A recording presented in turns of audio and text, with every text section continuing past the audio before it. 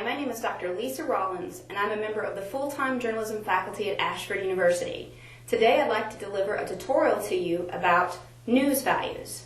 Before we launch into what the news values or news elements are, I'd like to begin by discussing the difference between news versus information. There is a difference. Much of what we see today in terms of website, blogs, and so forth contains information and not news.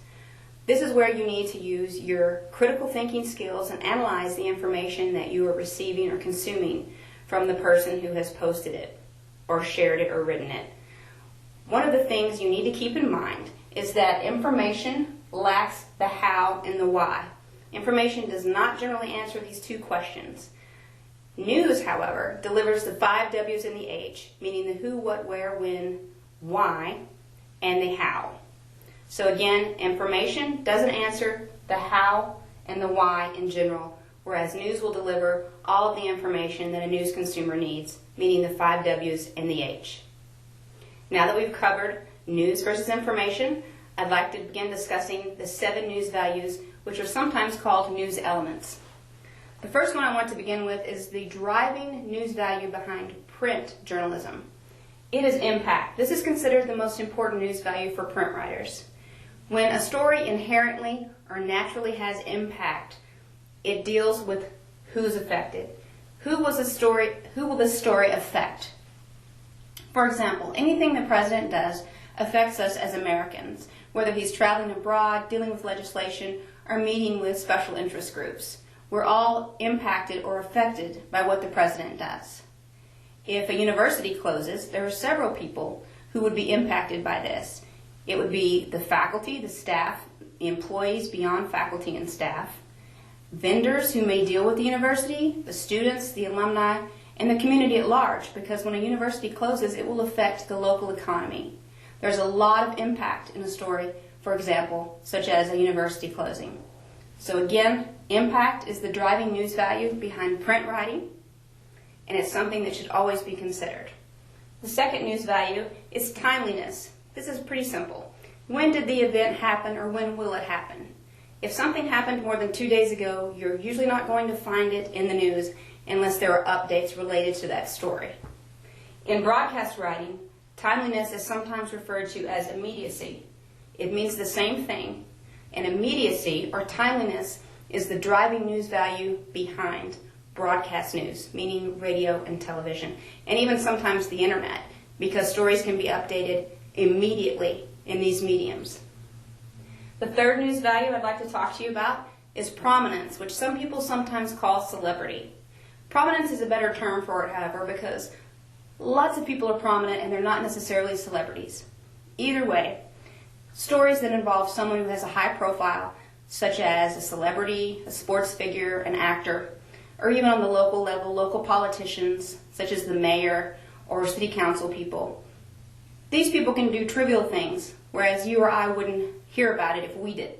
For example, if the president gets a speeding ticket for going 20 miles an hour over the speed limit, it's going to be in the newspaper because the president has prominence. If you or me, for example, if we get a speeding ticket, it's not going to be in the newspaper most likely unless we did some kind of other damage. So prominence is a news value to take into account. Proximity. This one's very basic. Where does something happen? Something may be of news value in one state and not of news value in another state based on where it's happening. Certainly we have national stories where the proximity doesn't matter, but oftentimes, especially when you're reporting locally, you're going to look at where something happens and determine whether it's news or not news. The fifth news value is currency. This is one that a lot of students have trouble getting a handle on. I like to tell my learners that if a story has currency, it's news that has a timelessness to it. There are certain things people are always interested in. Every year, for example, you see stories about fall fashion. You always see back-to-school stories. When celebrities or people who are prominent have passed away, a lot of times on the anniversary of their death, they will resurface in the news, such as every year, for example, here, that Elvis Presley is the anniversary of his death, for example. So stories that have currency It means that they have a timelessness element to it. It has nothing to do with money, which is something that students often ask me because currency seems to have a monetary connotation that they want to imply exists here. But that's not the case. So if a news story inherently has currency, it's something that people are always interested in. Anniversaries of wars, anniversaries of civil rights movements such as Rosa Parks refusing to give up her seat on the bus. Every year we hear about this story on the anniversary of it in the news again. Number 6 is conflict. It's just what it sounds like. For whatever reason, news consumers are interested in stories that possess conflict. People like it when people disagree. Examples of this would be war. Obviously, there's great conflict in war. Court cases or trials, and basic altercations. So conflict is a news value.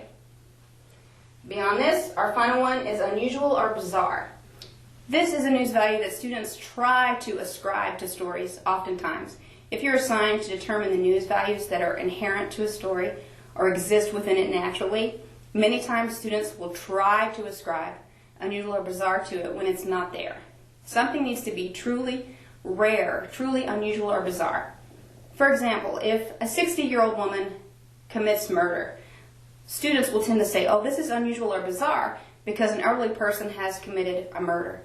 The real element is murder. How rare is murder? It's not that rare. It's not unusual or bizarre, unfortunately, in our society. So that wouldn't be a news value that you could ascribe to this. At one time, man landing on the moon when it first happened was unusual or bizarre.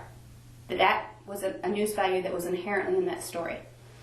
There's Dolly, who was the first cloned animal. She was a sheep, and this was unusual or bizarre. Today, cloning is not unusual or bizarre, but at the time when Dolly was cloned, it was unusual or bizarre. So then you could ascribe this news value to that story. So really be careful and use this as a news value sparingly. In terms of what will be your top lead story or your top news story, you need to have at least 4 of the 7 news values that are inherently present in a story before it can be your top story. So analyze your news carefully before you choose what will lead in terms of your publication or your newscast, whether it's for print, TV, or broadcast. That concludes this tutorial on news values. I hope it's been helpful to you.